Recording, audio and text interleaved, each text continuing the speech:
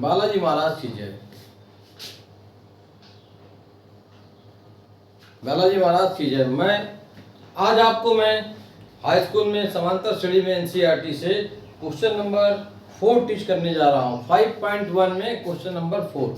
Question number 4 में lot of part हैं, तो चलिए टीच करते हैं।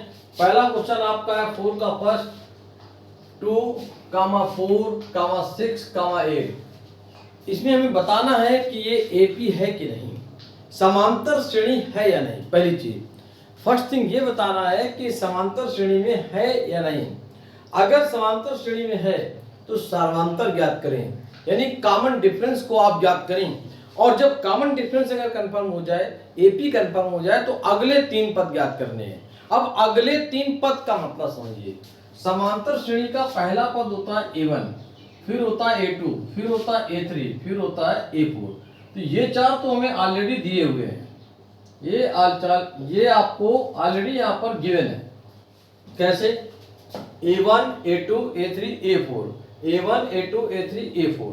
Are you okay? तो जितनी भी यहाँ पे सीरीज हैं सभी में 4 पद पहले दिए हैं। और ये कहा गया है कि अगर ये समांतर श्रेणी में हैं, अगर ये समांतर श्रेणी में है तो आपको अगले 3 पद, तो अगले 3 पद का मतलब ये 4 तो आपको गिवन है, तो अगले 3 का मतलब क्या हुआ? A5, A6, A7। ये 3 आपको फाइंड करने हैं, ये 3 आपको ज्ञात करने हैं। तो A5 क्या होता है? A5 होता है A+4D।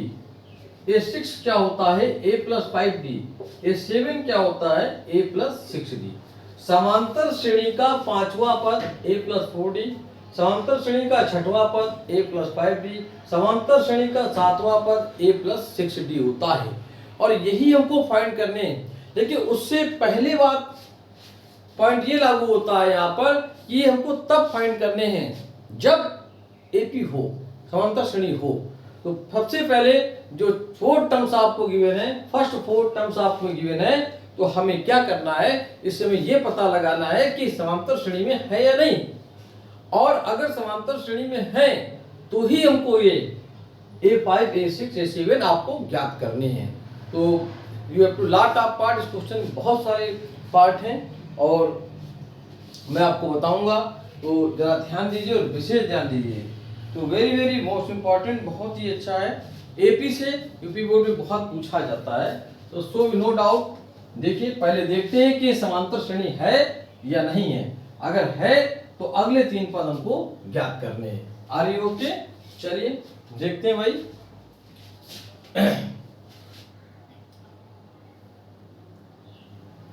यहां पर प्रथम पद क्या है? एपी ज्ञात करने के लिए मेथड में आपको बताता हूं। लिखेंगे यहां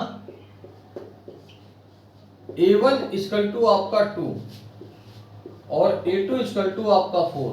A1 इक्वल टू 2 और A2 इक्वल टू 4 और A3 इक्वल आपका 6 है। तो मैं कंडीशन आपको बताता हूं कि A1, A2, A3 समांतर श्रेणी में होंगे, समांतर श्रेणी में होंगे यदि। कंडीशन क्या होती है? मैंने बेसिक्स, समांतर श्रेणी के बेसिक में बताया है। If A1, A2, A3 are in AP, if A1, A2, A3 are in AP, A1, A2, A3 समांतर श्रेणी में होंगे यदि, समांतर श्रेणी में होंगे यदि। तो कंडीशन होती है कि बीच वाले का दुगना पहले और तीसरे के योग के बराबर होता है। तो देखिए ये हमारे पास फर्स्ट 3 टर्म्स जो आपके हैं उनको मैं उठा के यहाँ रखता हूं। अगर दोनों साइडें आपकी इक्वल हैं तो ये एपी में होगा। तो 2 इंटू A2, A2 आपका 4 है, A1 आपका यहाँ पर 2 है, A3 कितना है आपका 6, 8। देखिए बोथ साइड इक्वल, अतः ये समांतर श्रेणी है, अतः समांतर श्रेणी है। का पूछा गया है कि निम्नलिखित में कौन समांतर श्रेणी है, तो निश्चित तौर पे आर इन एपी है, अतः ये समांतर श्रेणी है, अतः यह समांतर श्रेणी है।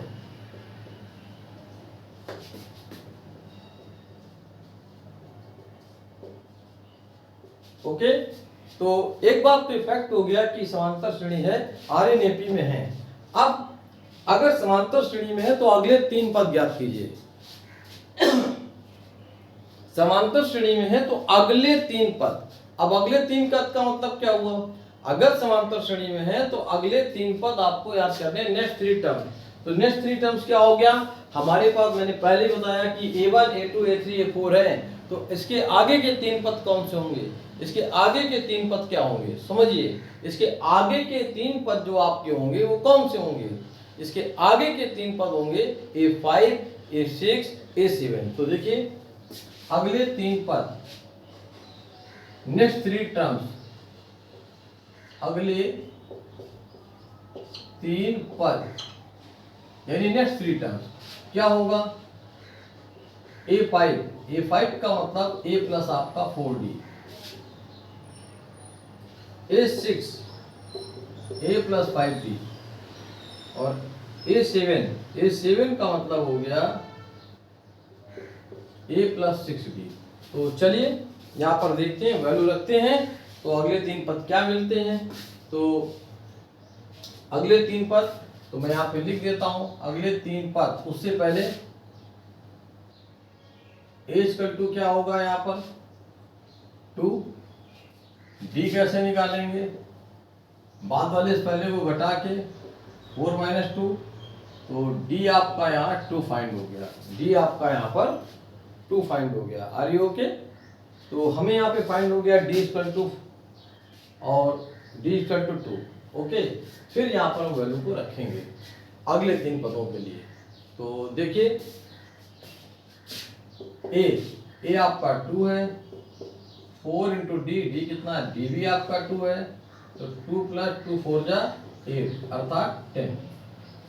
फिर 2 + 5 × आपका d2 हो जाएगा, 2 × 10 12 आपका आ गया।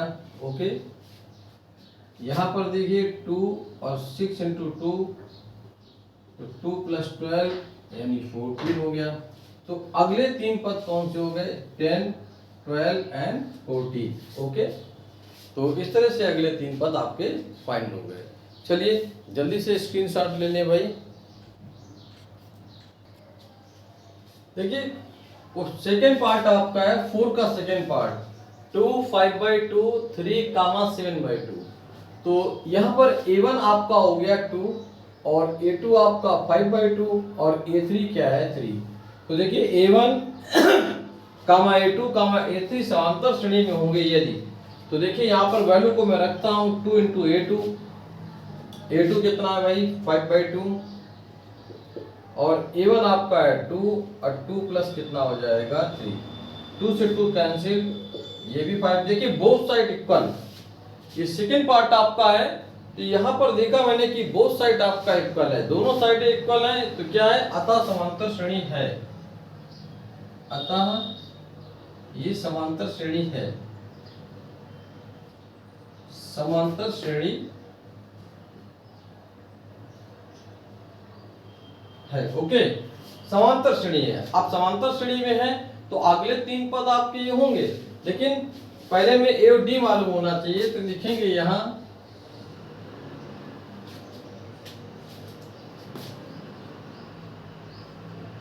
ए = क्या हो गया 2। डी कैसे निकालते हैं? डी निकालने के लिए डी इक्वल नेक्स्ट टर्म से फर्स्ट टर्म्स को आप जो माइनस करते हैं, तो इसको सॉल्व करेंगे तो 1/2 आ जाएगा। क्या आ जाएगा? 1/2। 2 × 2 = 4, 5 - 4 तो 1/2 आपका एक कंफर्म आ गया। अब अगले 3 पद, अगले 3 पद, अगले 3 पद ये होंगे। तो अब यहां पर देखिए a5 क्या है? a + 4d, तो a आपके पास 2 है और 4d, d इक्वल आपका 1/2, तो 2 प्लस आपका 2 अर्थात 4 हो गया। फिर 2 + 5 × आपका हो गया 1/2, तो एलसीएम लेंगे 2, तो 2 × 2 = 4 + 5, इट मीन्स क्या हो गया 9/2। 2 प्लस 6 इंटू डी आपका 1/2 है, तो 2 प्लस आपका हो गया 3, इट मीन्स हो गया 5। तो अगले 3 पद कौन से हो जाएंगे? एक 4 हो जाएगा, एक 9/2 हो जाएगा और एक आपका 5 हो जाएगा। Are you okay? तो इस तरह से आपने देखा यहाँ पर कि कैसे आपके जो है अगले 3 पद आ रहे हैं, और समांतर श्रेणी है तो ही आपको निकालना है, और अगर समांतर श्रेणी में नहीं होता है तो फिर आपको अगले 3 पद नहीं निकालने हैं। Are you okay? अगले 3 पद आपको फिर नहीं निकालने हैं।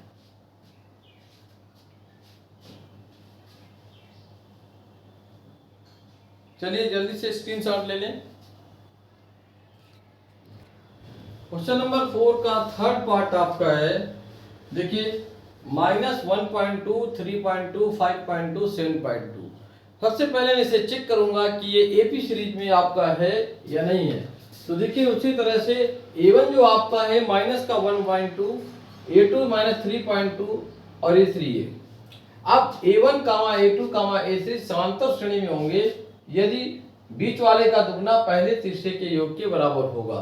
तो मैंने क्या किया, वैल्यू रखी, देखिए दोनों साइड इक्वल आ रहे हैं। तो दोनों साइड इक्वल आ रहे हैं तो इसका मतलब ये हुआ कि समांतर श्रेणी है।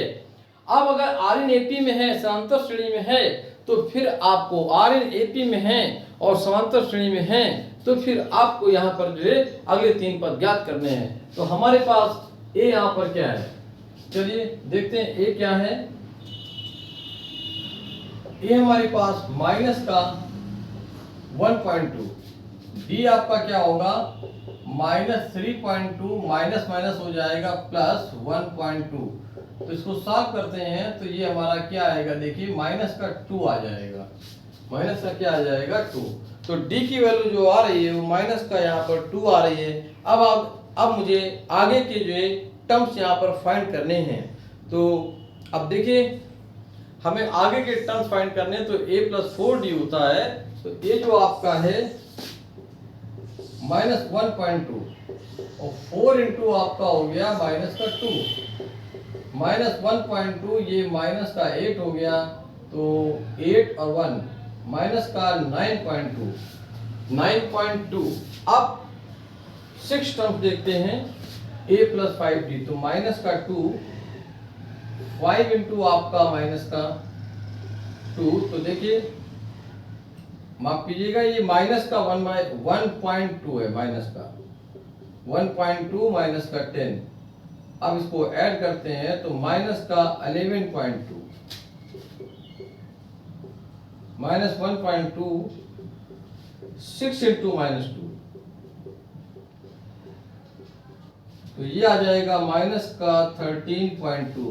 तो ये आपके नेक्स्ट 3 टर्म्स हो गए, नेक्स्ट 3 टर्म्स, यानी अगले 3 पद आपके हो गए। कौन से हो गए?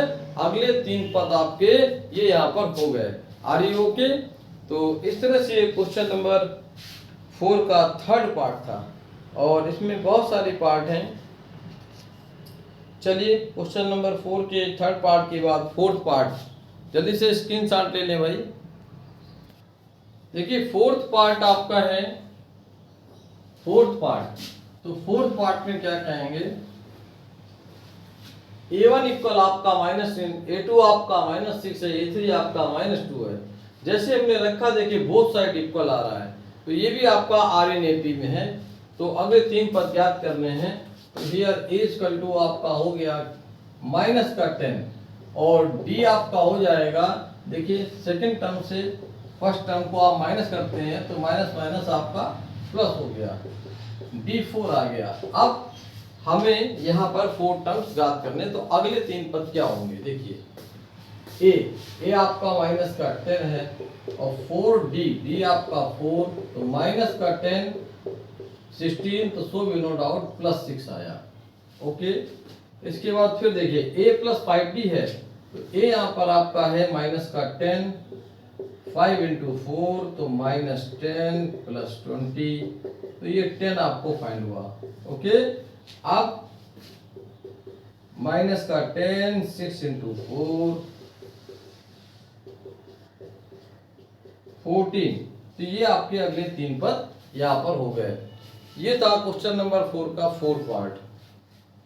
अब पार्ट 5 देखेंगे।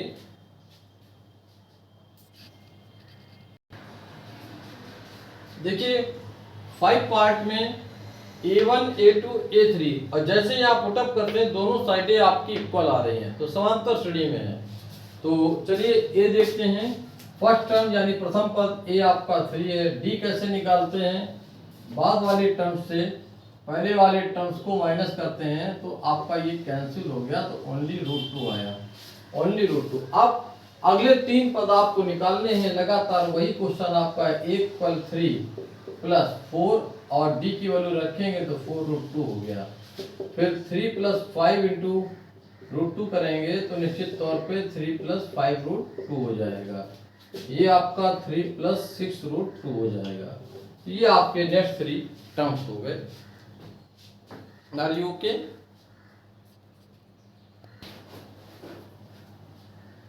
देखिए पार्ट 6 जो आपका है 0.2 है, फिर 0.22 है। तो हमने देखा कि इसे A1, A2, A3 को मैंने यहाँ पे नोट किया।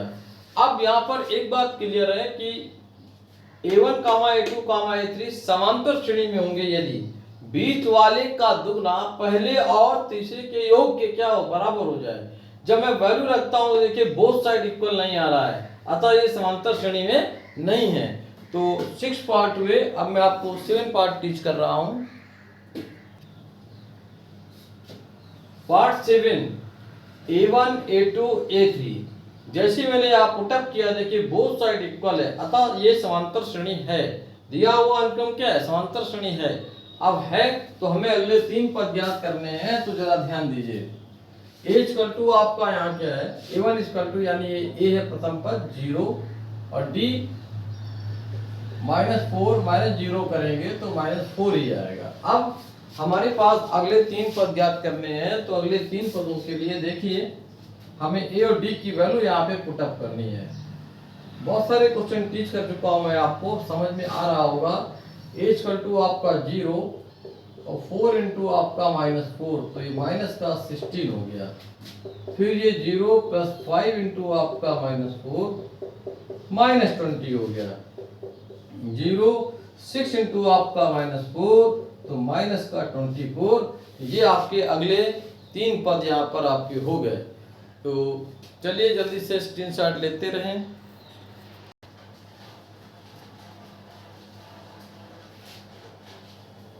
Part 8 question number 4 part 8। देखिए यहाँ पर A1, A2, A3 को मैंने यहाँ पे रिटर्न किया। इसके बाद में वैल्यू को रखा तो बोथ साइड देखिए इक्वल है, आधा आधा 1 हो जाएगा। फिर A आपका ये और D इक्वल यहाँ पर 0 आ गया। D की वैल्यू जो आपकी हो गई वो 0 हो गई। अब इसमें जैसी वैल्यूज को रखेंगे तो ये फाइंड हो जाएंगे अगले आपके 3 पद। तो बहुत ही अच्छे सम्स हैं। ये क्वेश्चन नंबर आपका 8 था 4 का। अभी इसमें 5-7 पार्ट और हैं। चलिए देखिए 9 पार्ट है 1, 3, 9, 27। तो A1 आपका 1 हो गया, A2 आपका 3 है, A3 आपका 9 है। तो A1, A2, A3 समांतर श्रेणी में होंगे। तो मैंने यहाँ वैल्यू रखा तो 6 = 10 आ रहा है। तो 6 = 10 का मतलब डज नॉट इक्वल, यानी बराबर नहीं है। तो क्या लिखेंगे? अतः ये समांतर श्रेणी नहीं है। अभी समांतर श्रेणी नहीं है तो अगले 3 पद ज्ञात यहाँ नहीं करने हैं, क्योंकि समांतर श्रेणी नहीं है। तो अब आपको अगले 3 पद ज्ञात नहीं करने हैं। Are you okay? अगर होती तो आगे ज्ञात करते। तो चलिए इस वीडियो में इतना ही। या क्वेश्चन नंबर पूरा जो आपका 4 है ये अभी पूरा नहीं हुआ है, और इसमें अभी और भी पार्ट हैं। 15 पार्ट टोटल हैं। टोटल 15 पार्ट हैं। अभी आपको मैंने 9 पार्ट यहाँ पे टीच किए हैं। नेक्स्ट वीडियो में मैं कुछ पार्ट 10 से लेकर 15 तक मैं आपको टीच करूँगा। That's all. जय हिंद, जय भारत।